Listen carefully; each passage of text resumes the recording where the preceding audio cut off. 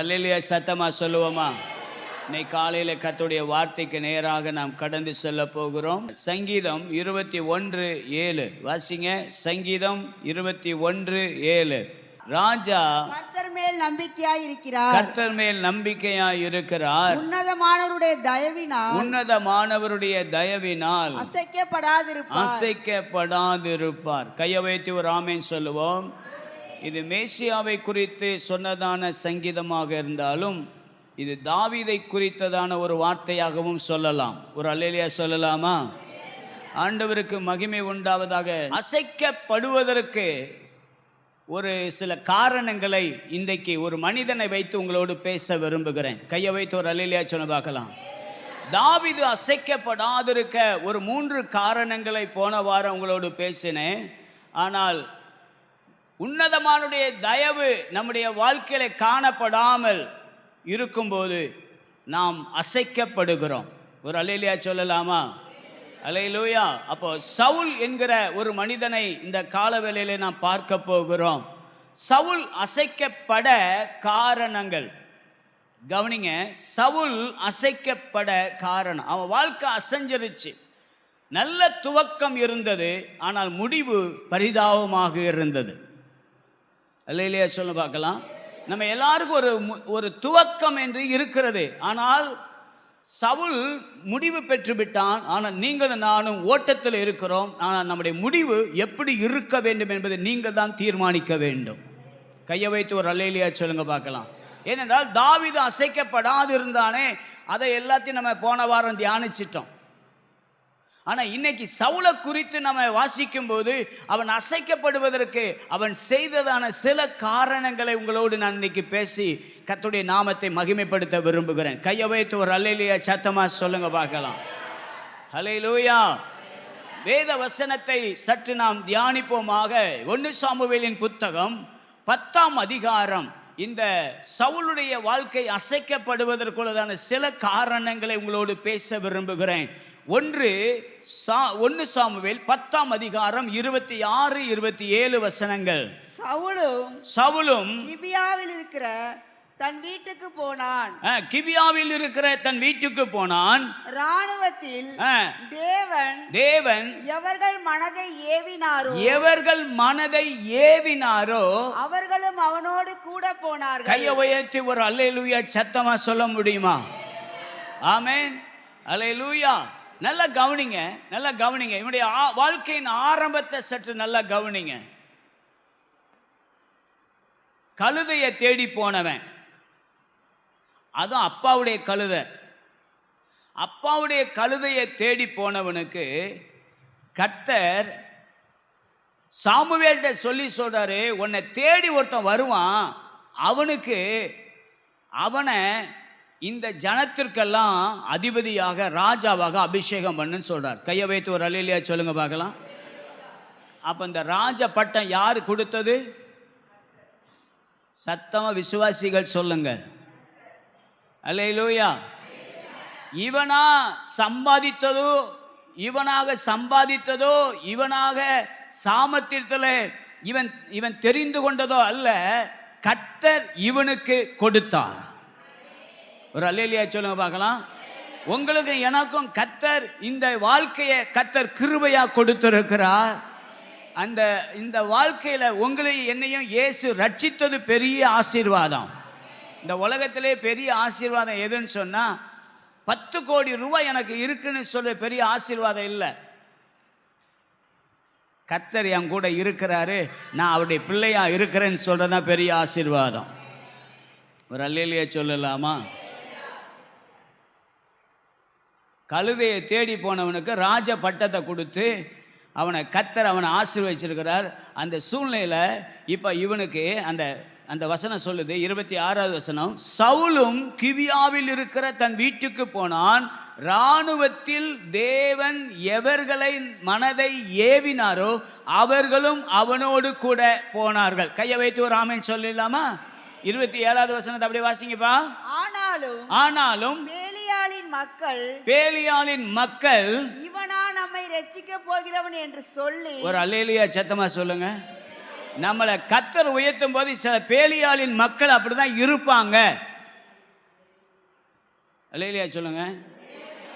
ஏன்னா எனக்கு கிடைக்கல, இவனுக்கு கிடைச்சிச்சே, பொறாமை. ஆமென். அல்லேலூயா. நம்மெல்லாம் படிச்சதுலையா நமக்கு வேலை கிடைச்சிருக்கு நீங்க நினைக்கிறீங்க? கர்த்தருடைய கிருபை. ஒரு அல்லேலூயா சொல்ல பார்க்கலாம். ஆனா பேலியாளின் மக்கள் என்ன சொல்றாங்க? இவனா நம்மை ரட்சிக்க போகிறவன் என்று சொல்லி அவனுக்கு காணிக்கை கொண்டு வராமல் அவனை அசட்டை பண்ணினார்கள். அவனோ காது கேளாதவன் போல் இருந்தான். கையை வைத்து ஒரு ஆமென் சத்தமா சொல்லுங்க பார்க்கலாம். இவனை கர்த்தர் ஏற்படுத்தினதனுடைய முக்கிய நோக்கம் என்ன?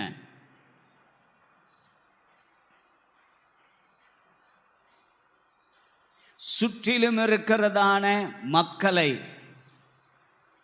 மக்களுடைய கையிலிருந்து இஸ்ரவேலை மீட்பதற்காக, காப்பதற்காக. ஆமென் சொல்லுங்க பார்க்கலாம். 1 சாமுவேலின் புத்தகம் 14ஆம் அதிகாரத்துல 48மா அவன் பலத்து அமலேக்கியரை முறியடித்து இஸ்ரவேலரை கொள்ளையிடுகிற யாவர் கைக்கும் அவர்களை நீங்களாக்கி ரட்சித்தான். கையை வைத்து ஒரு அல்லேலூயா சத்தமா சொல்லுங்க பார்க்கலாம். அவனுடைய ஆரம்பத்தினுடைய காலங்கள் எல்லாம் நேர்த்தியாக இருந்தது. ஆமென் சொல்லலாமா? இந்த அமலேக்கியரையும் அவன் முறியடித்திருக்கிறான். ஆனா கர்த்தர் சொன்னார், அவர்களை கொஞ்சம் கூட நீ என்ன செய்யக்கூடாது, வைக்க கூடாது. வாசிங்க 1 சாமுவேல் 15ஆம் அதிகாரம் 3வது வசனம். இப்பொழுது நீ போய் அமலேக்கை மடங்கடித்து. ஆண்டவர் சொல்றத கவனிங்க. கர்த்தர் ஒரு காரியத்தை சொன்னா நம்ம அப்படியே தான் செய்யணும். கர்த்தருடைய வார்த்தைக்கு நம்ம அங்கிட்டு இங்கிட்டு விலகக்கூடாது. எத்தனை பேர் ஆமென் சொல்றீங்க? அல்லேலூயா சொல்லுங்க பார்க்கலாம். அவருடைய சத்தத்துக்கு கீழ்ப்படிஞ்சா கர்த்தர் எல்லாத்துக்கும் மேல உங்களை உயர்த்த வல்லமை உள்ளவரா இருக்கிறார். அல்லேலூயா. நல்லா கவனிங்க. இன்னைக்கு நிறைய பேர் அப்படிலாம் இல்லை. சரி, இங்க அமலேக்கியருடைய காரியத்துக்குள்ள வருவோம். 3வது வசனத்தை மறுபடியும் வாசிங்கப்பா. இப்பொழுது நீ போய் அமலேக்கை மடங்கடித்து அவனுக்கு உண்டான எல்லாவற்றையும் சங்கரித்து அவன் மேல் இரக்கம் வைக்காமல். அவன் மேல என்ன செய்யக்கூடாது? தேவன் வெறுக்கிற இருதயம் கர்த்தரால் அழைக்கப்பட்டு ஆண்டவர் உங்களுக்கு எனக்கு இவ்வளவு பெரிய மேன்மையை கொடுத்தாரே, அவருக்கு நீங்க உண்மையா இருக்கணும். ஒரு அல்லேலூயா சத்தமா சொல்லுங்க பார்க்கலாம்.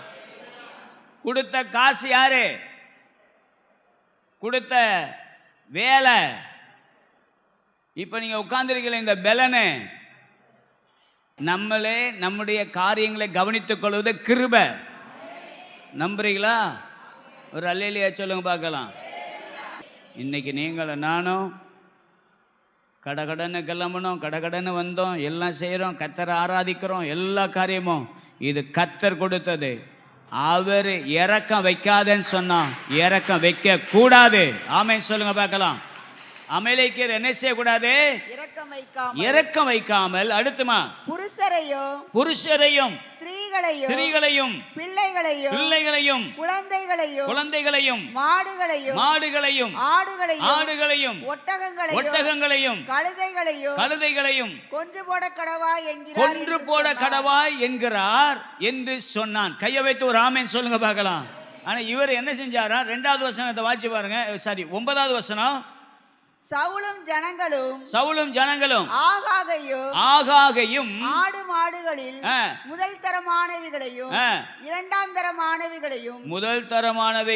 இரண்டாம் தரம் ஃபர்ஸ்ட் இவரை பிரிக்கிறாராம். அடுத்து ஆட்டுக்குட்டிகளையும் நலமான எல்லாவற்றையும் அழித்து போட மனதில்லாமல் தப்ப வைத்து அற்பமானவைகளையும் உதவாதவைகளுமான சகல வஸ்துக்களையும் முற்றிலுமாய் என்ன செய்தானா? அழித்து போட்டான். கையை வைத்து ஒரு அல்லேலூயா சொல்லுங்க பார்க்கலாம். ஆண்டவர் என்ன சொன்னார்? வெரி குட், நல்ல வேலை செஞ்சிருக்க, குட் ஜாப். அப்படி சொன்னாரா? இல்லைன்னா என்ன சொன்னார்? 10வது வசனத்தை அப்படியே வாசிங்க. அப்பொழுது கர்த்தருடைய வார்த்தை சாமுவேலுக்கு உண்டாகி அவர் சொன்னது நான் சவுலை ராஜாவாக்கினது எனக்கு மனஸ்தாபமாயிருக்கிறது. ஒரு நிமிஷம் எல்லாரும் நல்லா கவனிங்க. ஒரு எச்சரிப்போடு இந்த வார்த்தையை உங்களிடத்தில் வைக்க விரும்புகிறேன். அன்னைக்கு தான் சொன்னதை செய்யலன்னு உடனே கர்த்தர் ராஜ்யபாரத்திலிருந்து அவனை கீழே தள்ளிட்டார். அல்லேலூயா சொல்லலாமா? அல்லேலூயா. நான் சவுலை ராஜாவாக்கினது எனக்கு மனஸ்தாபமாய் இருக்கிறது, அவன் என்னை விட்டு திரும்பி என் வார்த்தைகளை நிறைவேற்றாமல் போனான் என்றார். அப்பொழுது சாமுவேல் மனம் நொந்து முழுவதும் கர்த்தரை நோக்கி கூப்பிட்டான். கையை வைத்தோர் அல்லேலூயா சொல்லலாமா? உங்க கையில கொடுத்தது எல்லாம் யார் கொடுத்தா? கர்த்தர் கொடுத்ததான அவர் எது வேண்டான்னு சொல்றாரோ அதை நீங்க வெறுக்கலைன்னு சொன்னா கர்த்தர் உங்களே வெறுக்கிறார். அல்லேலூயா சொல்லலாமா? அல்லேலூயா. ஏன் இந்த அமலேக்கியரை ஆண்டவர் முற்றிலும் அழிக்க சொன்னார்? நீங்க வாட்சி பாருங்க 1 சாமுவேல் 15ஆம் அதிகாரம் 3வது வசனம் 2வது வசனத்தை வாசிங்கப்பா. அழகா இருக்கு. சேனைகளின் கர்த்தர் சொல்லுகிறது என்னவென்றால், இஸ்ரவேலர்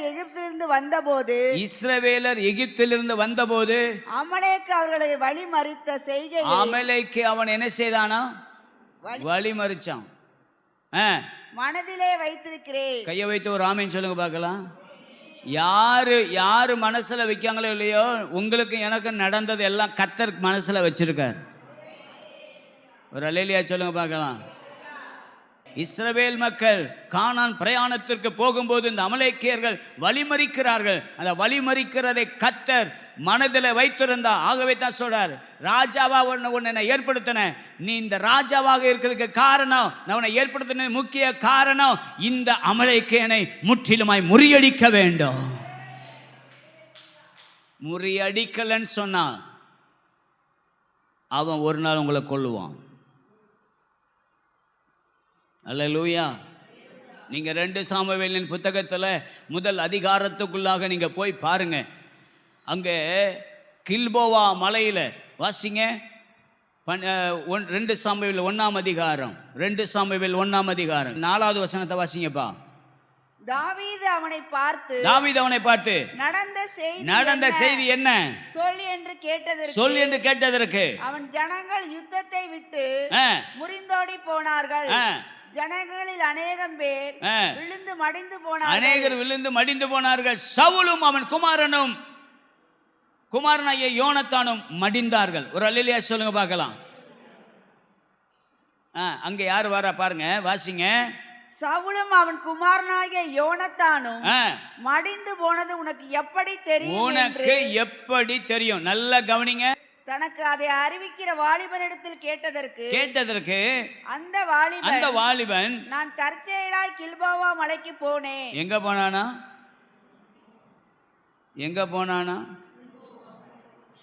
இவன் எப்படி போனானா? தற்செயலா போனானா? அடுத்த வசனத்தை அப்படி வாசிங்கப்பா தொடர்ந்து. இதோ சவுல் தம்முடைய ஈட்டியின் மேல் சாய்ந்து கொண்டிருந்தார். ரதங்களும் குதிரை வீரரும் அவரை தொடர்ந்து நெருக்கினார்கள். அவர் திரும்பி பார்த்து என்னை கண்டு கூப்பிட்டார். அதற்கு நான் இதோ இருக்கிறேன் என்று. அப்பொழுது அவர் நீ யார் என்று என்னை கேட்டார். நான் அமலேக்கியன் என்று சொன்னேன். எந்த அமலேக்கியன ஆண்டவர் நீ பூமியில் இராதபடி முழுவதுமா என்ன செய்ய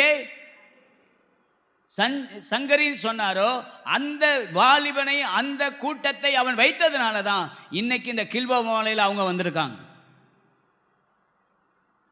அல்லேலூயா சொல்லலாமா? ஆனால் தாவீது என்ன செஞ்சான் தெரியுமா? 14ஆம் வசனத்தை வாசிங்க.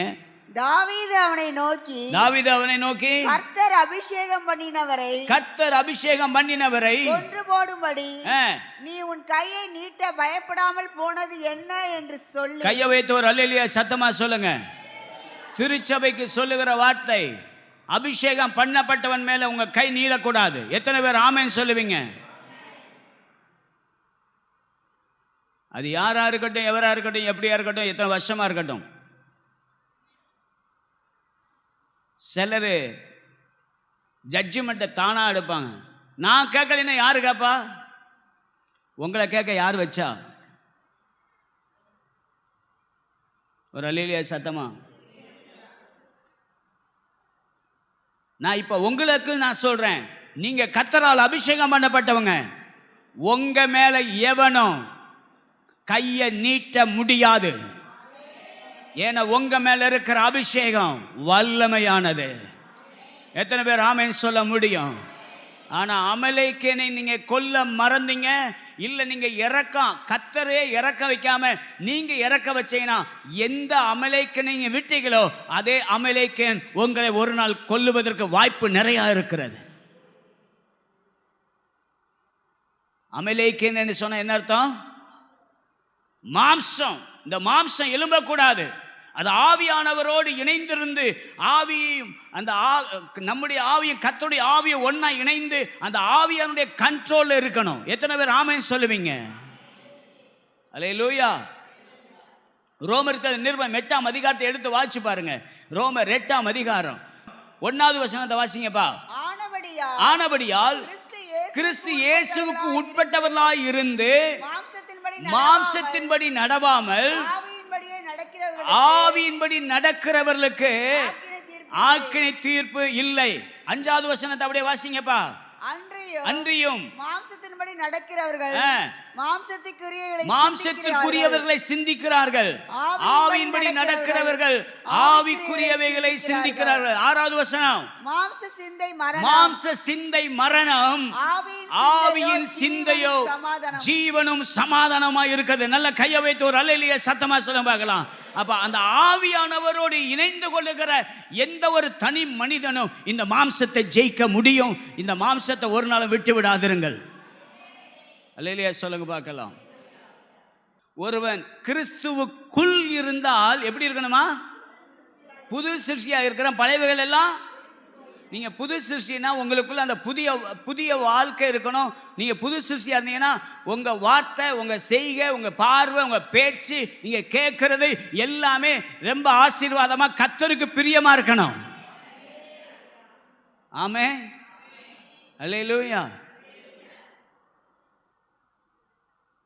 சவுல் அமலேக்கியனை முறியடிக்க விட்டதுனால தான் இன்னைக்கு சவுல் அவன் தலையை வாங்குகிறவனாக இருக்கிறான்.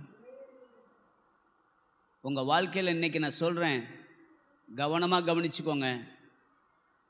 கர்த்தருக்கு பிரியமில்லாத எதையும் உங்களுக்கு பிரியம்னு நீங்கள் எடுத்தீங்கன்னா அது என்றைக்குமே உங்களுக்கு பிரச்சனை தான்.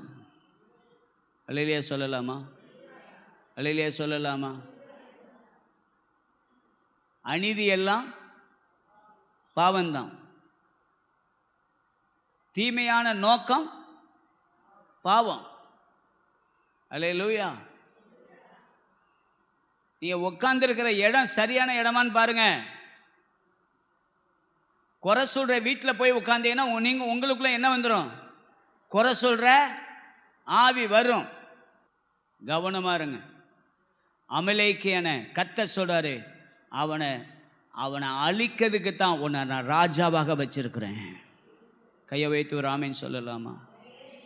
இன்னைக்கு காலையில் கர்த்தர் சொல்றாரு, நீங்க உடனே முதல் தர 2வது தர நான் ஆண்டவருக்கு பலி செலுத்துறேன், நான் கோடி ரூபாயை கொண்டு வந்து நான் காணிக்கப்படல போறேன், அதெல்லாம் 2வதுங்க. நீங்க தான் கர்த்தருக்கு முதல்ல தேவை. எத்தனை பேர் ஆமீன் சொல்லுவீங்க? நீங்க போடுற 10 கோடி ரூபாய் இந்த காணிக்கை பெட்டியில் இருக்கும். ஆனா நீங்க பரலோகம் போவீங்களா?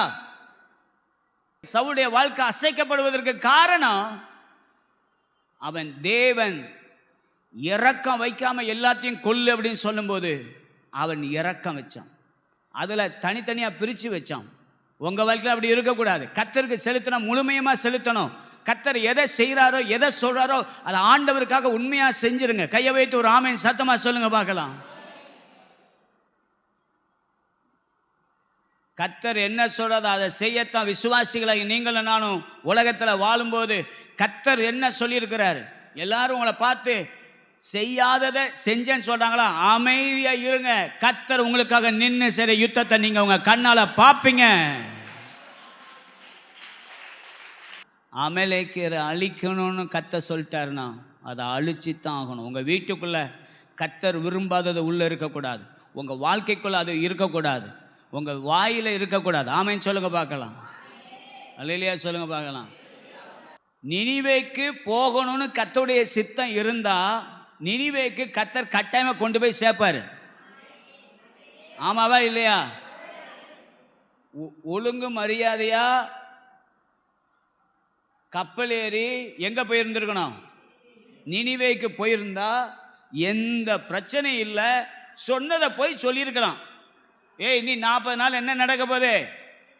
நினிவே கவிழ்க்கப்பட போகுது, எல்லாரும் மனம் திரும்புங்க அப்படின்னு சொல்லியிருந்திருக்கணும். சொல்லதுக்கு ஆண்டவர் சொன்னார். ஆனால் இவர் எங்கே போனார்? சொன்னதை விட்டு எதிர் திசைக்கு போகிறார். எங்கே? தர்சீசுக்கு போகிறார். இப்போ நான் கேட்குறேன், கர்த்தர் அவர் வேலையை முடிச்சாரா முடிக்கலையா? நீ தர்சீசுக்கே போ. 3 நாள் கடை. எங்க கடை? பாசி என்னை சுற்றி கொண்டது. உள்ள என்ன வேற நமக்கு என்ன ஏசி ரூமா கிடைக்கும்? ஒரு அல்லேலூயா சொல்லுங்க பாப்போம். தேவ சித்தத்தை மாறி நம்ம ஆண்டவருடைய விருப்பத்தை நிறைவேற்றாம நம்ம இஷ்டத்துக்கு போனா கர்த்தர் அவர் இஷ்டத்துக்கு கொண்டு வர்றதுக்கு நிறைய காரியத்தை உள்ள அனுமதிக்க முடியும். ஒரு அல்லேலூயா சத்தமா? ஆமாவா இல்லையா? அமலேக்கியனை சவுல் அழிக்கணும். ஆனால் இன்னைக்கு பார்த்தீங்கன்னா அந்த வசனத்தை மாத்திரம் வாசித்து முடிக்கணும். அடுத்த வார்த்தைக்கு போவோம். கர்த்தர் நமக்கு உதவி செய்வாராக. அதை மாத்திரம் வாசிங்கப்பா. அப்பொழுது நான் அவர் விழுந்த பின்பு பிழைக்க மாட்டார் என்று நிச்சயித்து அவர் அண்டையில் கொன்று போட்டேன். அவரை கொன்று போட்டேன். பிற்பாடு அவர் தலையின் மேல் இருந்த முடியையும் அவர் புயத்தில் இருந்த அஸ்த கடகத்தையும் எடுத்துக்கொண்டு அவைகளை இங்கே என் ஆண்டவனிடத்தில் கொண்டு வந்தேன் என்றார். அல்லேலூயா சத்தமா சொல்லுங்க பார்க்கலாம். அவர் தலையின் மேல் இருந்த முடியையும், முடினா என்ன?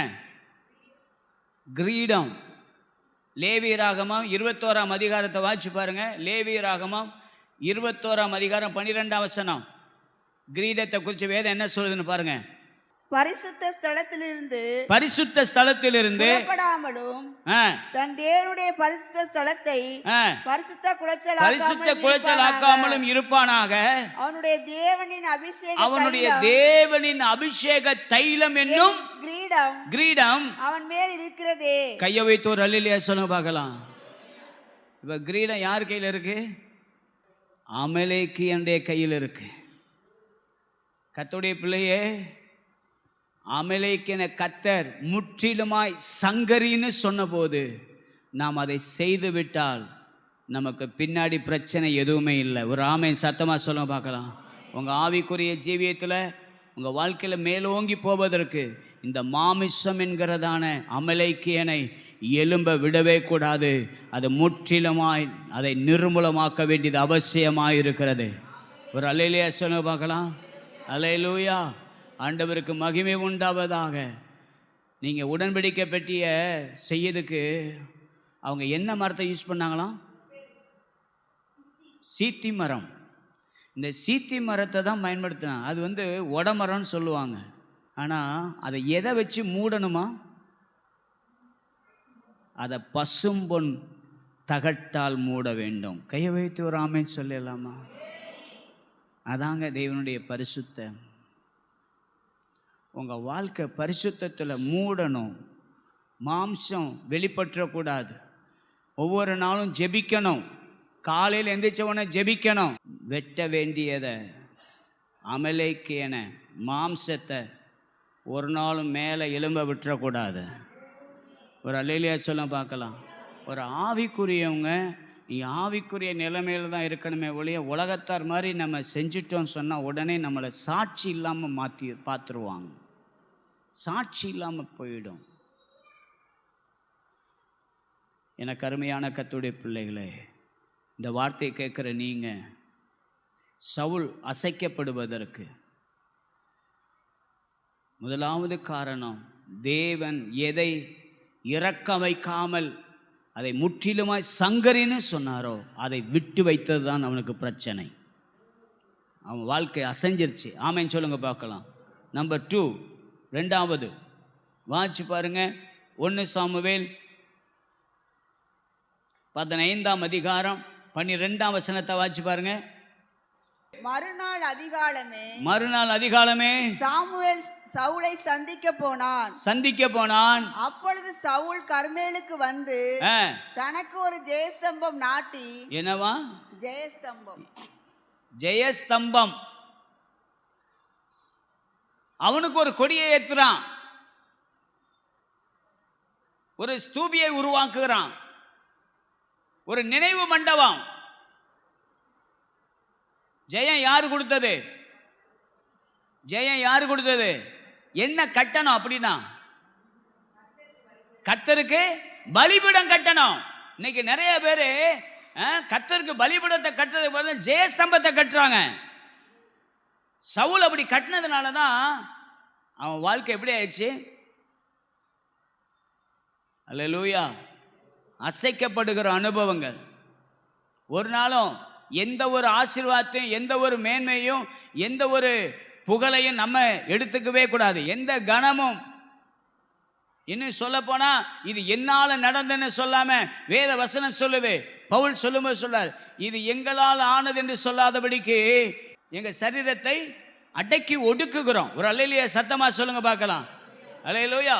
இது எங்களால் ஆனது அப்படின்னு நம்ம சொல்லக்கூடாதான். ஒரு ஆமென் சொல்லுங்க பார்க்கலாம். எப்படி சொல்லணுமா? வாசிங்க 2 கொரிந்தியர் 3ஆம் அதிகாரம் 5ஆம் வசனத்தை வாசி பாருங்க. எங்களால் ஏதாகிலும் ஆகும் என்பது போல ஒன்றை யோசிக்கிறதுக்கு நாங்கள் எங்களால் தகுதியானவர்கள் அல்ல, எங்கள் தகுதி தேவனாலே உண்டாயிருக்கிறது. சத்தமா ஒரு அல்லேலூயா சத்தமா சொல்லுங்க பார்க்கலாம். யாருக்கு? கர்த்தருக்கு பலிபீடம் கட்டுறீங்களா? உங்களுக்கு ஜெயஸ்தம்பத்தை கட்டுறீங்களா? நான் எவ்வளவு பாடுபட்டேன் தெரியுமா? நான் சம்பாதிக்கிறதுக்கு எவ்வளவு கஷ்டப்பட்டேன் தெரியுமா? உபாகமம் சொல்லுது, நாம் சம்பாதிப்பதற்கு உள்ள பலனை கொடுக்கிறதே கர்த்தர் தானா? எத்தனை பேர் ஆமென் சொல்லுவீங்க? இந்த சூடு வெயில்ல நான் எவ்வளவு கஷ்டப்பட்டு நான் சம்பாதிக்கிறேன், ரைட்? அந்த சம்பாதிப்பதற்குள்ள பலனை உங்களுக்கு எனக்கும் கர்த்தர் தான் கொடுக்கிறார். உபாகமம் 8ஆம் அதிகாரம் 17ஆம் வசனத்தை வாசிங்க. என் சாமர்த்தியமும் என் கைபலனும் இந்த ஐஸ்வரியத்தை எனக்கு சம்பாதித்தது என்று நீ உன் இருதயத்திலே சொல்லிக் கொள்ளாமல் இருக்க எச்சரிக்கையாயிரு. அடுத்து, உன் தேவனாய கர்த்தரை நினைப்பாயாக. அவரே உன் பிதாக்களுக்கு ஆணையிட்டு கொடுத்த நம்முடைய உடன்படிக்கையை உறுதிப்படுத்தும்படி இந்நாளில் உனக்கு உண்டாயிருக்கிற ஐஸ்வரியத்தை உண்டாயிருக்கிறது போல ஐஸ்வரியத்தை சம்பாதிப்பதற்கான பலனை உனக்கு கொடுக்கிறவர். கையை வைத்து ஒரு அல்லேலூயா சொல்லுங்க பார்க்கலாம். கொடுக்கிறவர்கிட்ட இருந்து வாங்கிக்கிட்டு நம்ம ஜெயஸ்தம்பத்தை உண்டாக்க கூடாது. எத்தனை பேர் ஆமென் சொல்லுவீங்க? சவுல் அசைக்கப்படுவதற்கு காரணம் பலிபீடம் கட்டாம ஜெயஸ்தம்பத்தை உண்டாக்கணும். நம்பர் 3, இதெல்லாம் தாண்டி போய் இவன் எப்ப பாருங்க, இவனுடைய எதிரி யாரு? மோவாப்பு, அம்மோனு, ஏதோமு, சோபா ராஜாக்கள், பெலிஸ்தியர்கள், அமலேக்கியர், இவங்க எல்லாம் இருக்கிறாங்க. இவங்களெல்லாம் பின்தொடராம யாரை பின்தொடர்ந்தான்? எப்ப பாருங்க தாவீதையே பின்தொடருவான். அபிஷேகம் பண்ணப்பட்டதான தாவீதையே பின்தொடர்கிறது சிலருக்கு இந்த வேலை சவுளுடைய ஆவி. அது ஒரு அல்லேலூயா சத்தமா சொல்ல பார்க்கலாம். யாரை பின்தொடர்றீங்க? அபிஷேகம் பண்ணப்பட்டவனை பின்தொடர்கிற அனுபவம் சவுலுக்கு எப்ப பார்த்தாலும் இருந்துச்சு. அவங்க என்ன செய்றாங்க, இவங்க செய்றாங்க. கர்த்தர் உங்களை குறித்து என்ன வச்சிருக்கிறார் அதை நோக்கி பாருங்க. அல்லேலூயா சொல்லு பார்க்கலாம். பக்கத்து வீட்டுக்கு கூட நீங்கள் போகக்கூடாது. பக்கத்து வீட்டில் போய் உட்காந்து அடுத்த வீட்டு குப்பையை கிளறக்கூடாது. ஒரு அல்லேலூயா சத்தமாக சொல்லுங்க. ஏங்க பக்கத்து வீட்டில் போய் உட்காந்து பேசுறதை காட்டிலும் தேவ சமூகத்தில் முழங்கால் போட்டு நல்ல ஆவில நிலைமை ஜோமனா உங்கள் வீட்டில் கிருபை பெருகும். ரட்சிக்கப்படுவாங்க. உங்கள் வீட்டுக்கு வர வேண்டிய ஆசீர்வாதத்தை கர்த்தர் கிருபையாக கொண்டு வந்து நிப்பாட்டுவாருங்க. எத்தனை பேர் ஆமேன்னு சொல்றீங்க? ஜெயஸ்தம்பம் கட்ட போறீங்களா? கர்த்தருக்கு பலிபீடம் கட்ட போறீங்களா? இவ்வளவு இவ்வளவு இவ்வளவு ஆசீர்வாதத்தை எனக்கு கர்த்தர் வச்சிருக்கிறார். ஒரு நல்ல குடும்பத்தை தந்திருக்கார், நல்ல கணவனை தந்திருக்கார், நல்ல மனைவியை தந்திருக்கார், நல்ல பிள்ளைகளை தந்திருக்கிறார், நல்ல சபையை தந்திருக்கிறார், நல்ல ரட்சிப்பை தந்திருக்கிறார், நல்ல அபிஷேகத்தை தந்திருக்கிறார். இப்படி கர்த்தரை நீங்கள் மகிமைப்படுத்த போகிறீங்களா? இதை கொடுத்ததை ஆண்டவரை மகிமைப்படுத்த போகிறீங்களா? இல்லை இது எல்லாம் நான் தான் சம்பாதிச்சேன்னு சொல்ல போகிறீங்களா? அவன் அதை செய்ததுனால அவன் அசைக்கப்பட்டவனாக மாறினான். நாலாவது ஒரு காரியம், இவன் எங்கே போயிட்டான் தெரியுமா? அந்த சவுல் அசைக்கப்படுவதற்கு இன்னொரு முக்கியமான காரணம் 1 சாமுவேலின் புத்தகம் 28ஆம் அதிகாரம் 3வது வசனம். சாமுவேல் இதற்கு முன்னமே மரித்து போனான்.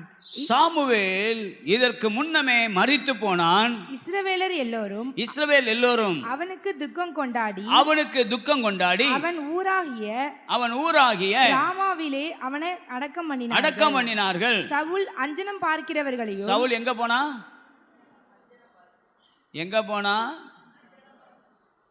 அஞ்சனம் பார்க்க போனானா? அல்லேலூயா சொல்லலாமா? கர்த்தருக்கு பிடிக்காத ஒன்று என்ன தெரியுமா? அஞ்சனம் பார்க்கறது, குறி கேட்க போறது. சில தீர்க்கதரிசியை குறி கேட்குற ஆளவையே வச்சுட்டாங்க. அப்படிலாம் இருக்கக்கூடாது. கர்த்தர் சொன்னா சொல்லுவேன், கர்த்தர் சொல்லலையா நல்லாரு ஜோமனு பைபிள் வாசி. ராஜ பட்டத்துக்கு வந்த உடனே இப்படிப்பட்ட குறி சொல்றவங்களை, அஞ்சனம் பார்க்கிறவங்களெல்லாம் தேசத்தில் என்ன செய்துட்டான்? துரத்தி விட்டான். அப்படியே வாசிங்க 8வது வசனம். அப்பொழுது சவுல் வேஷம் மாறி. கவனிங்க, என்னைக்கு உங்க வாழ்க்கையில பின்மாற்றத்தின் காரியம் உள்ள வருதோ வேஷம் மாறும். அல்லேலூயா சத்தமா சொல்லுங்க பார்க்கலாம். சவுல் வேஷம் மாறி எங்க போனானா? வாசிமா. வேறு வஸ்திரம் தரித்து கொண்டு உங்க மேல இருக்கிற வஸ்திரம் ரட்சிப்பின் வஸ்திரம், உங்க மேல இருக்கிற வஸ்திரம் பரிசுத்த வஸ்திரம், உங்க மேல இருக்கிற வஸ்திரம் அபிஷேகம் என்கிற வஸ்திரம். இது எதுவும் கரைபடாமல் கர்த்தர் காத்து நடத்த உங்களை கர்த்தருடைய சமூகத்தில் ஒவ்வொரு நாளும் ஒப்பு கொடுக்கணும். வேறு வஸ்திரம் தரித்து கொண்டு வாசிமா. அவனும் அவனோடு கூட 2 பேரும் ராத்திரியிலே அந்த ஸ்ரீயினிடத்தில் போய் சேர்ந்தார்கள். ஒரு அல்லேலூயா சத்தமா சொல்லுங்க. என்ன நேரமா? வாழ்க்கை முறையில் சரியில்லைன்னு சொல்லி வச்சுக்கோங்க, ரொம்ப நாள் கதை ஓடாது. அல்லேலூயா சொல்லுங்க பார்க்கலாம். அந்த 2 பேரும் ராத்திரியிலே வந்தாங்க. என்ன ராத்திரி? இன்னைக்கு நிறைய பேர் ராத்திரியில தான் வேலை செய்ய ஆசைப்படுறாங்க. ராத்திரில திருட்டு பையன் தான் வேலை செய்வான். ஆமாவா இல்லையா? வேற யாரு வேலை செய்வா? வாட்ச்மேனு. ஆமா, திருட வாட்ச்மேனு. அல்லேலூயா சொல்லுவோமா? ராஜாங்க இவன் வேஷம் மாற வேண்டிய அவசியம் இல்லை. இவனுக்கு துணைக்கு ஒரு ஆளும் தேவையில்லை. இவன் பகல்ல போக வேண்டியவன். ஆனா இப்போ வேஷம் மாறி இப்ப எங்க போறான்? வாசிங்க. அவன் நோக்கி, நீ அஞ்சனம் பார்த்து எனக்கு குறி சொல்லி நான் உம்மிடத்தில் சொல்லுகிறவனை எழும்பி வர செய் என்றான். ஒரு அல்லேலூயா சத்தமா சொல்லுங்க. இந்த ஒரு சம்பவத்துல தான் இந்த மாதிரி காரியம் இருக்கு. என்னைக்குமே நல்லா கவனிச்சுக்கோங்க. குறி சொல்றதுனால உங்களுக்கு எல்லா காரியமும் கர்த்தர் வெளிப்படுத்துறன்னு நினைச்சிடாதீங்க. அது தவறானது. ஆமென் சொல்லுங்க பார்க்கலாம். அல்லேலூயா. கர்த்தர் உங்களுக்கு வெளிப்படுத்தணும்னு சொன்னா நீங்க ஜெபம் பண்ணும்போது கர்த்தர் உங்களுக்கு வெளிப்படுத்துவார். இல்லைன்னா நீங்க வேதம் வாசிக்கும் போது உங்களை வெளிப்படுத்துவார். இல்லைன்னா தீர்க்கதரிசி மூலமாய் கர்த்தர் வெளிப்படுத்துவார், இல்லைன்னா சர்ச்சுக்கு வரும்போது இந்த பிரசங்கத்தில் கர்த்தர் வெளிப்படுத்துவார். அல்லேலூயா சொல்லலாமா? சில நேரம் யாருமே உங்க பக்கத்தில் வர முடியாத இடத்துல கர்த்தரே வந்து உங்களோட பேசுவார். நம்மளை கர்த்தர் சும்மா விடலை, சும்மா அழைக்கலை, சும்மா ரட்சிக்கலை, சும்மா அபிஷேகம் பண்ணலை. அவருடைய கிருபை நம்மளை தாங்கி நடத்துது. ஒரு நிமிஷம் எல்லாரும் கண்களை மூடி, இந்த சவுல் மாதிரி 4 காரியத்தை உங்களுக்கு நான் சொன்னேன். இந்த 4 காரியம் போல் நம்முடைய வாழ்க்கை இருக்கக்கூடாது. நம்முடைய வாழ்க்கை அசைக்கப்படாமல் இருக்கணும்னா நீங்கள் தாவீதை மாதிரி கர்த்தரை முன்னாடி வைக்கணும். ஆனால் சவுலை மாதிரி உங்கள் வாழ்க்கையில் கர்த்தர் அழிக்கணும்னு சொன்னதை அழிச்சிருங்க. அது மேலே இறக்கம் வைக்காதீங்க. 2வது பலிபீடத்தை கட்டுங்க. கர்த்தர் உங்களுக்கு எதை செய்கிறாரோ அதுக்கு கர்த்தருக்கு நன்றி உள்ளவங்களை பலிபீடம் கட்டுங்க. ஜெயஸ்தம்பத்தை உண்டாக்காதீங்க. 3வது உங்கள் வாழ்க்கையில்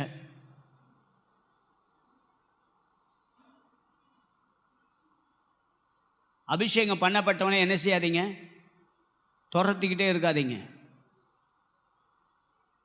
அபிஷேகம் பண்ணப்பட்ட தாவீதை எத்தனையோ தடவை ஈட்டியை வச்சு குத்தி பார்த்தான், எத்தனையோ தடவை ஆட்களை வச்சு அவனை கொல்ல நினைச்சான், எத்தனையோ சதி மோசங்கள் செய்ய ஆரம்பிச்சான். ஆனா எதுலேயுமே கர்த்தர் அவனை விட்டே கொடுக்கவே இல்லை. ஏன் தெரியுமா? உங்களுக்குள்ள எனக்குள்ள இருக்கிறவர் பெரியவர்.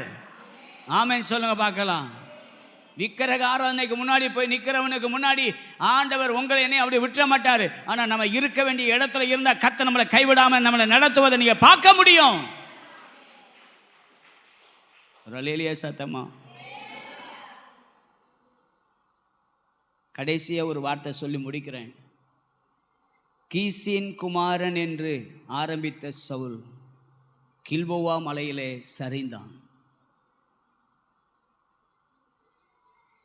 கீசின் குமாரன் சவுல் என்று ஆரம்பித்து கில்போவா மலையிலே சரிந்தவனாயிருந்தான். இன்னைக்கு நம்ம அப்படி இருக்கக்கூடாது. ஆமென் சொல்லுங்க பார்க்கலாம். நீங்கள் அசைக்கப்படாது இருக்கணுமா? இந்த மாதிரி காரியம் வராமல் பார்த்துக்கோங்க. உங்கள் வாழ்க்கையில் ஆண்டவருக்கு பிடிக்காத எந்த ஒரு காரியம் இருந்தாலும் அதை தூக்கி விட்டுருங்க. உங்கள் வாழ்க்கை ஆசீர்வாதமாக மாறிடும். ஒரு அல்லேலூயா சொல்லுங்க பார்க்கலாம். காற்று இல்லைன்னா உங்களுக்கு ஜீவனும் இல்லை. அதே மாதிரி நம்ம வாழ்க்கையில் ஆவியானவர் இல்லைன்னா ஒன்றுமே செய்ய முடியாது. ஒரு நிமிஷம் எல்லாரும் கண்ண மூடி ஆண்டவரை நோக்கி பார்த்து, சவுல் அசைக்கப்படுவதற்கு ஒரு 4 காரியத்தை நம்ம பார்த்தோம். பின்வாங்கி போனவன் தான் விக்கிரகத்துக்கு பின்னாடி போவான். பின்வாங்கி போனவன் தான் குறி சொல்கிறவங்களையும் மாந்திரிகத்துக்கு பின்னாடி ஓடுவான். ஆனால் கர்த்தரை நம்பினவங்க கர்த்தரவனை மேலோங்கி வளர செய்ய அவர் வல்லமை உள்ளவராக இருக்கிறார்.